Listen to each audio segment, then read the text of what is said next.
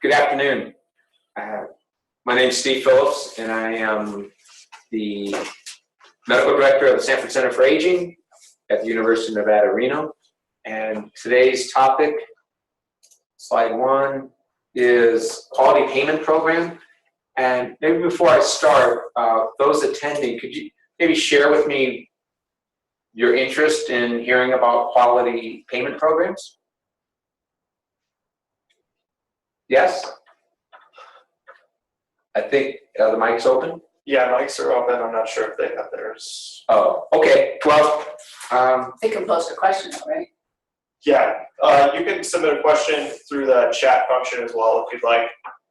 So this is actually the second time I've spoken on quality payment in the last 6 months for Project Echo. The original presentation was prior to final revision of the legislation and interpretation. And Quality Payment Program came about in 2015, and it was a desire to fix a system that had been put in place 12 years ago. And this kind of just shows, and it was called the DOC fix. It was also called the Sustainable Growth Rate, or SGR. Every year, because of congressional action 12 years prior, so that would have been 2003, they had to go through a rigmarole to not upset clinicians, so physicians, nurse practitioners, physician assistants, and cut their reimbursement under Medicare. And so they would take funds out of other Medicare projects and just fix it for a year or less, and people got tired of it. And finally, the new legislation was passed, which is the Quality Payment Program. Now, what is the Quality Payment Program? Okay, so the initial proposal was very unfavorable to small practices. You can see by this graph, red means you are going to lose money in this new proposed legislation. So a solo practitioner, even up to 2 to 9, so less than 10 clinicians, that being MD, DO, nurse practitioner, physician assistant, were going to be significantly negatively impacted. The final far right, you can see very little red for all eligible clinicians. Something that it's good to remind ourselves about is those folks in Washington, sometimes Carson City, making legislative decisions, really are not bad folks. They're just charged to do things maybe a little different than how you or I would look at it. The goal, or premise for this change is that there is a significant desire within Centers for Medicare and Medicaid Services that by 2019, 50% of all Medicare payments will be in some alternative payment model. I'm not going to spend time on alternative payment models. That's a whole lecture in itself, and quite an evolving field. Though it's important just to realize that by 2019, including Medicare fee-for-service, we're not just talking about Medicare HMOs, Advantage plans, etc. This is all Medicare payments will be under some form of alternative payment. Shared savings, both upsides and downsides. Now, the first portion of this new legislation is what we call MIPS, or the Merit-Based Incentive Payments. And MIPS has 4 categories. Interestingly, only 3 categories were put into effect in 2017. Quality, which is replacing something that we as clinicians have been dealing with for at least 5 years, called the Physician Quality Reporting System, or PQRS. You can see the percentage that quality plays in this model. Improvement activities, which is a new category, and then advancing care information, which is a result of what was called meaningful use in the usage of electronic health records in the past. And then this cost or value that replaced value-based modifier, which is not in play right now.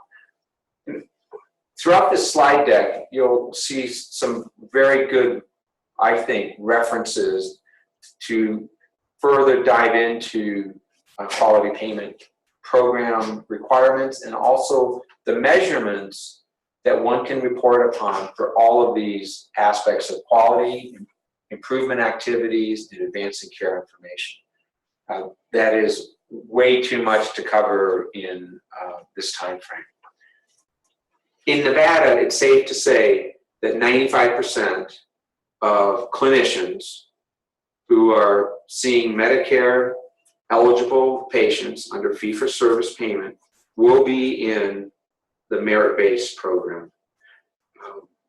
There are exceptions, but there are very few of these programs called advanced alternative payment models in the state of Nevada. Currently for years 1 and 2, and it's important with 1 and 2, the way this works is reporting began in 2017. So January 1 of this year, the reporting requirements were initiated. And in 2019, how one performs in 2017 will determine their reimbursement 2 years hence. Right now, it's physicians. You can see MDDO, physicians, dentists, PAs, nurse practitioners, clinical nurse specialists. Though at the discretion of the Secretary of Health and Human Services, whom we have a new one right now, it's likely physical occupational therapists, speech pathologists, audiologists, nurse midwives, dietitians, clinical social workers, clinical psychologists will all be rolled into this program as long as they are receiving payment from Medicare. So it's not over yet. Now this slide depicts it.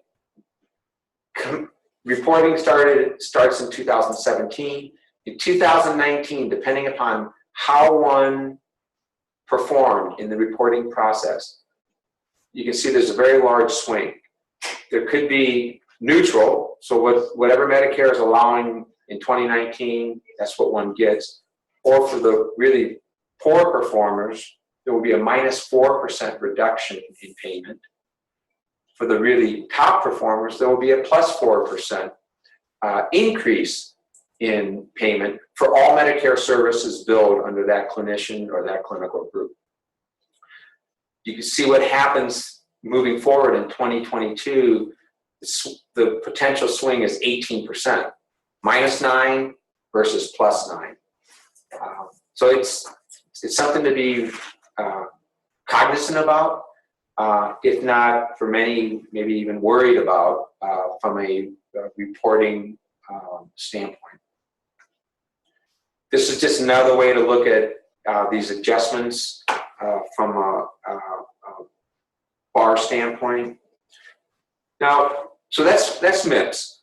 The other program within the quality payment model are called advanced alternate payment models. And these are all of them currently recognized by CMS for participation in the program. And there's only one of these 6 on the screen. There's only one that exists in Nevada, and that's the next generation ACO, or Accountable Care Organization model, and that happens to reside in Las Vegas. Now, come 2019, there likely will be other next generation ACOs because there are some benefits to being opted out of the merit-based program. And this is just another way of looking at how do I decide where I sit in this quality payment program world. The most important thing is, if you're a clinician in Nevada, 95% of us will be likely impacted by MIPS under Medicare fee-for-service. This Now, looking just throughout Nevada, the different type of payment models that exist, you can see PCMH stands for Patient-Centered Medical Homes, and in the different organizations as well as payer groups that recognize the patient-centered medical home and therefore pay under a global meaning for all services, or at least a significant portion of services. It could be acute care, post-acute care, and community-based services, or it could be the entire delivery model: acute care, post-acute, community, pharmacy, laboratory, diagnostics, etc. Fee-for-service plus, which are just some attempts at going at risk under Medicare. Shared savings programs, healthcare partner, very active in that arena. The one next generation ACO that is in Las Vegas is through Optum, so a United Healthcare product. And then population-based programs such as Health Plan of Nevada, renowned Hometown Health, Senior Care Plus, the Culinary Institute are just some examples. All of this is intended to support the triple aim approach of Centers for Medicare and Medicaid Services: better care, lower cost, better satisfaction. The three legs of the healthcare stool that has been broken out under the triple aim theory or concept. And the goal is that incentives get aligned, so the lower cost, payers are all on the same page.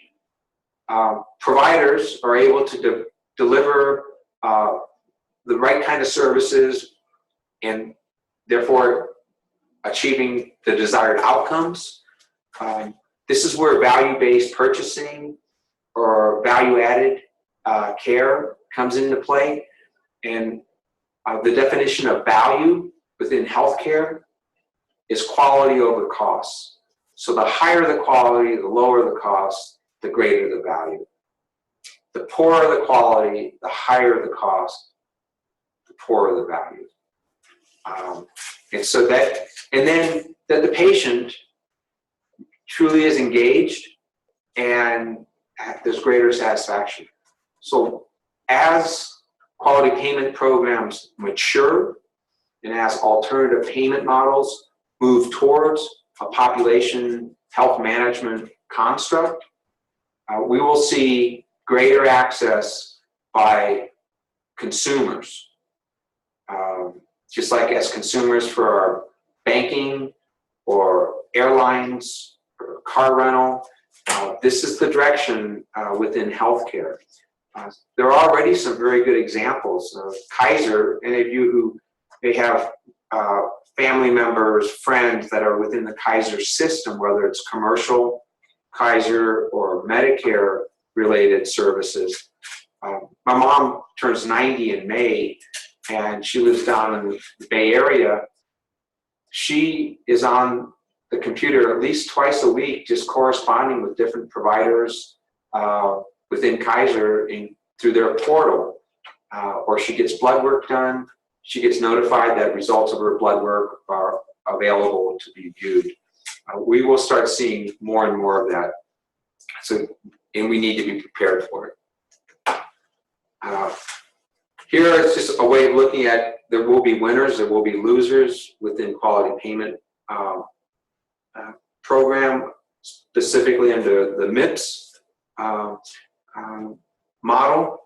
And it's time that we as clinicians understand what is required in order to participate. Unless we do not want to participate, then by not participating, and I think the bottom of this slide, right-hand side, there's really nowhere to hide. And there were significant efforts to not roll this program out or have it rolled out in rural Nevada, areas, so including rural Nevada. That did not fly. So everyone's participating. One exception of where you don't yet have to report is if you're in your first year as a clinician seeing Medicare fee-for-service clients or patients. Now, this is just an interesting, I mentioned before the accountable care organizations, which is another approach both commercially as well as within Medicare and Medicaid. When you add up all of the colors to the far right in the donut, it's about 28 million individuals in the United States are within some form of an accountable care organization. The one with the longest history in Nevada is Healthcare Partners, and now we have under what we call now a traditional accountable care organization, and then the new next generation accountable care organization under Optum United. And it's taking hold. I mean, some states have really embraced the Medicaid ACO model. Nevada is looking at it for 2018 and working with a company that has been very effective in other states around the United States. Oregon has a successful ACO Medicaid model, in Colorado. Matter of fact, just this past Monday in the Journal of American Medical Association, there's a very well written report on both Colorado and Oregon, and contrasting the structures of each of them and their effectiveness. So it's under just JAMA and Medicaid ACOs. So it's certainly something that's occurring. I mean, over 1,266 ACOs exist throughout the United States. So what this is requiring under the quality payment programs, whether it's MIPS or advanced alternative payment models, is for clinicians to know their patients better, know their risks. And in the past, I've talked about chronic conditions, specifically in the Medicare population. And we have known for over a decade, or some of us have known for over a decade, that when you have 5 or more chronic conditions in the Medicare population, that is over 80% of the entire Medicare spend in any given year. So what that implies is, by knowing risk, and you add dementia to that, you have a 2 to 3-fold increase spending when you have 5 chronic conditions and one of them being dementia.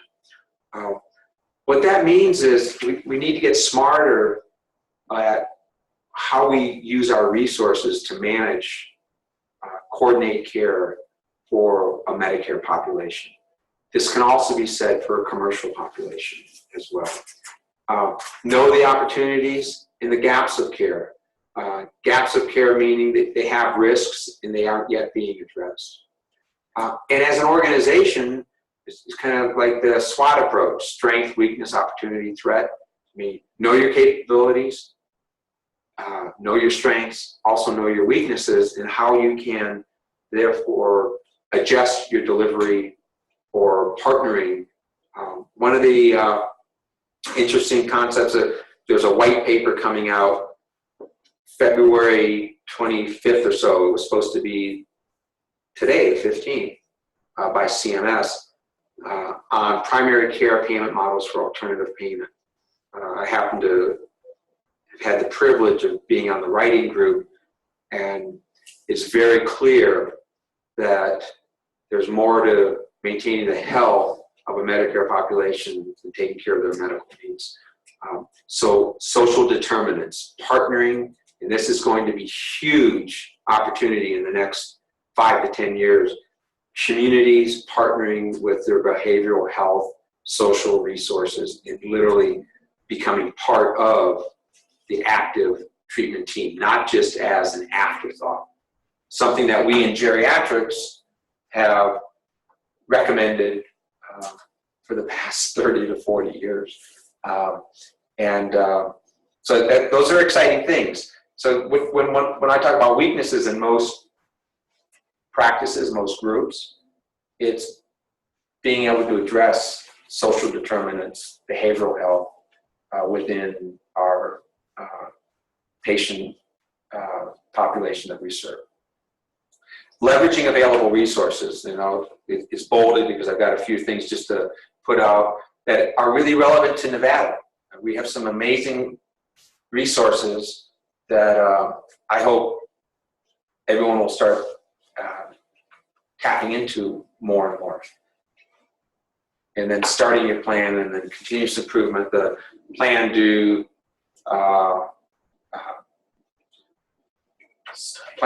study, and assess. Thank you. Act. Thank you. Now, here are some of the things for understanding your payment policies. Good references, area to look into and determine just what measures are appropriate to one's practice setting, and make sure you at least report. For the first year of 2017, because of concern of pushback with the rollout of quality payment program, there are 4 options of how you can report. You can report on just one patient, all of the measures that you want to capture, do it well, and you will be neutral in 2019. It sounds goofy, but that's sometimes what happens when legislation is written. Another is you can report for 1 quarter. So you pick the quarter, first, second, third, fourth quarter, on a portion of your population. The other option is you report for 6 months, and the final option, you report for an entire year. As you report for the 6 month and entire year, you then get into the area of bonus payment up to 4%. But you'll see that in some of these references. Now, for quality improvement organizations, now that's Health Insight, our QIO, quality improvement organization. Here are things that are already being captured through work of Health Insight. And if you are not working with Health Insight either in the past with their Meaningful Use initiative, patient quality reporting system initiative, you should consider reaching out to them because they have some really good resources and ways of capturing the data for reporting purposes. The improvement activities, which is one of those areas within MIPS, and that right now has a 15% weight to it. Again, these are activities that are available through Health Insight. They have a very active patient family advisory council format, satisfaction surveys, shared decision making. So if you go to the Health Insight, you can see the site there. You can get additional information. The other is, I mentioned earlier, social determinants of health. If you have not been on Nevada211.org, I highly recommend it. It's something I didn't even know existed until a colleague of mine, Jerry Reeves, recommended that I look at it, and it is very impressive of what community resources are available throughout Nevada when it comes to social determinants of health. Now, advancing care information. As a state, I like to think that we're fortunate that there is only one health information exchange. And compared to my colleagues in California, where there are over 9 health information exchanges, and none of them want to share. It's like what happened with electronic health records 5 years ago, where they will not share data.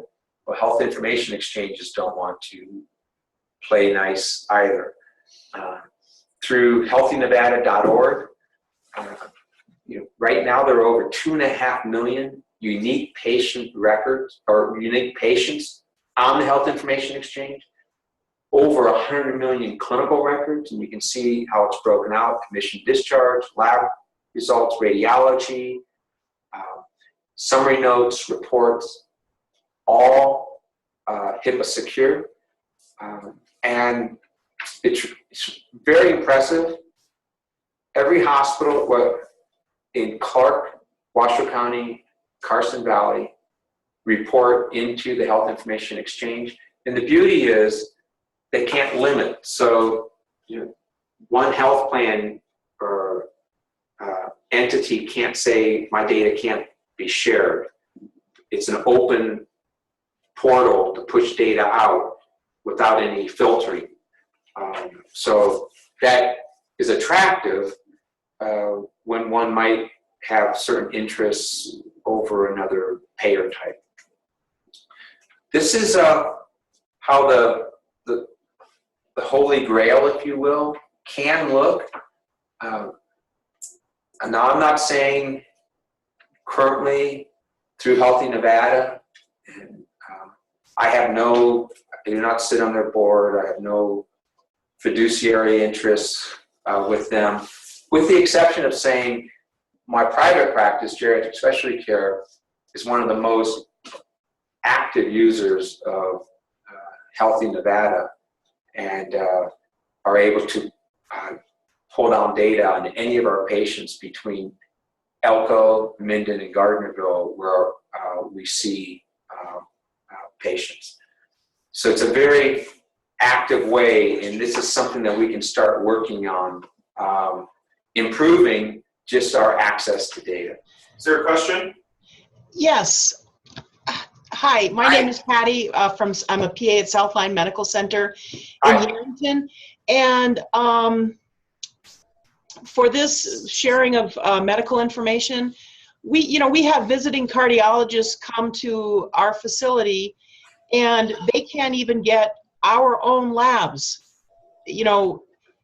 So I'm like, I keep hearing there's all this information that may be HIPAA protected and shareable, but it's not happening. And if I had one wish, if I could get our cardiologists recent cholesterol levels that have been checked when they're here, I don't know, I need help, or I think I'm missing something. Okay, and are you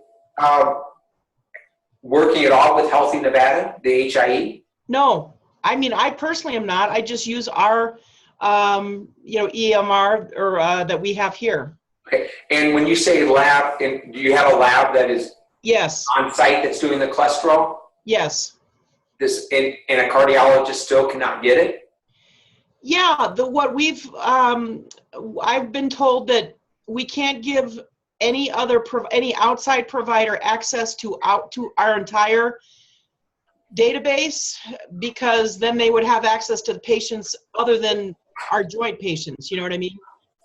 No, well, yes, I think it'd be a good thing to, we could discuss this offline though. The high level answer is through Healthy Nevada, the HIE, a client, a patient, has 3 options. I do not want my information of any kind, meaning admission, discharge from the hospital information, laboratory diagnostic information, summary reports, advanced directive activities, ever on the HIE. So that's 1. 2 is I only want this information accessible to EMS at the time I'm having an emergency. So that includes our emergency medical service response, as well as an emergency department. The 3rd is I want all of my data available to any clinician taking care of me. And there are some checks and balances. If it's not someone you have a client provider relationship with, then you just shouldn't be looking at it. And there are some checks and balances for that. That has not been a problem within Healthy Nevada, that someone's just going in and just looking at Mr. Jones, even though they don't take care of Mr. Jones. Now, of those three, over 86, 87% of individuals in Nevada that have had some form of health care, when you look at this thing, have been in a hospital, had diagnostics, et cetera, EMS involvement, primary care office, specialty office, 87% have opted for my data can be available to anyone who's taking care of me. And the ones saying none at all is less than 3%. So there's a lot of data out there. It's just having the ability, and I don't know off the top of my head if South Lyon is tapped into the HIE or has access to it. That'd be something just to ask maybe administration about that. There are some also interesting, and so for example, in office setting, both primary care specialty, patients are asked, what do you want? Do you want no reporting of your data through the HIE, just for emergency, or for everyone who's taking care of me? And they just sign an attestation to that. Once that's done, because this data, it's out in the cloud, so this data, everyone's data is being pushed out there. Some will say you can look at it, others will say just emergency, others will say you can't look at it at all. But quite honestly, it's all out there. So it's very, so I'd be happy to, well, are you familiar with Health Insight? No. Okay, well, on the link that says healthinsight.org, Okay. Health Insight is essentially the administrator of the HIE for Health in Nevada. They do not own it, but they have been the convener from day one of bringing Healthy Nevada, the HIE, to our state. So if you contact healthinsight.org and just say, I need information about, and just Healthy Nevada, they can work with you. Okay. Okay? Great. Thank you. You're very welcome. How long does it take for the information to be posted? Well, it's instantaneous. I mean, it's, for example, like at Renown or St. Mary's or Northern Nevada, it's every 15 to 30 minutes.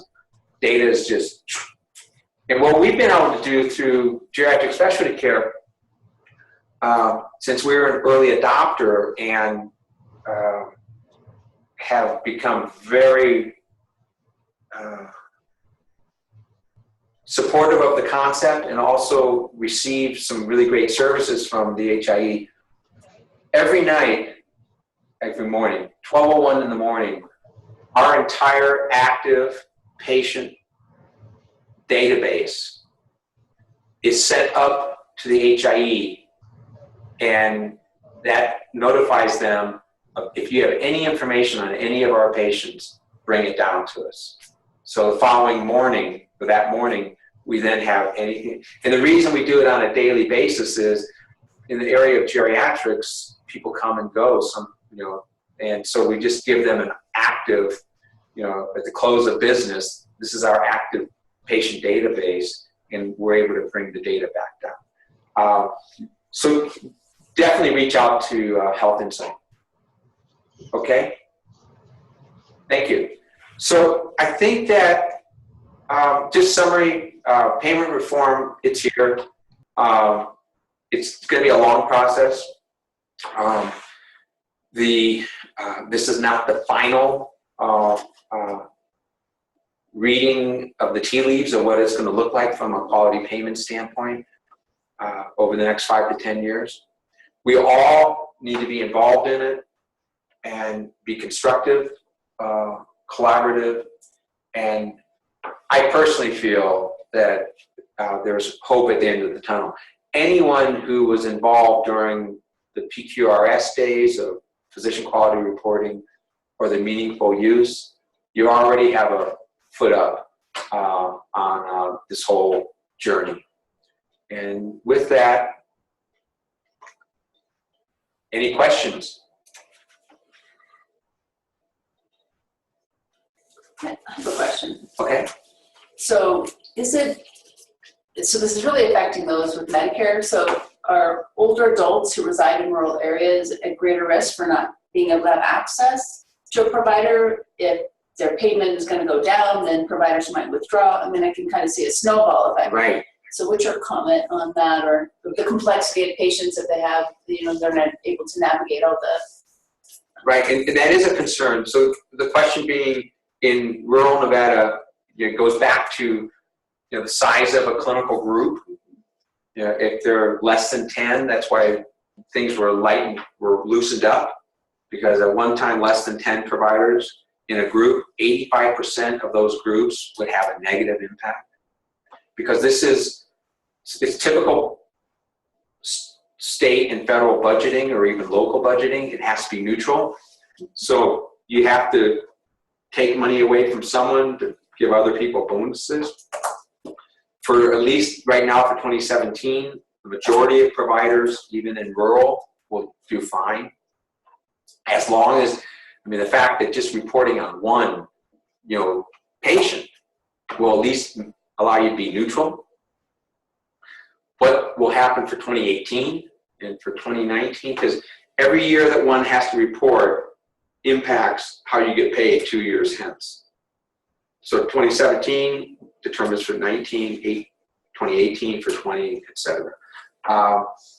So that is, but it's certainly a concern, no doubt about it. And I don't think anyone, especially since our current Secretary of Health and Human Services, orthopedic surgeon, Dr. Price, Tom Price, was the lone dissenter in the Senate on repealing sustainable growth rate and moving towards quality payment.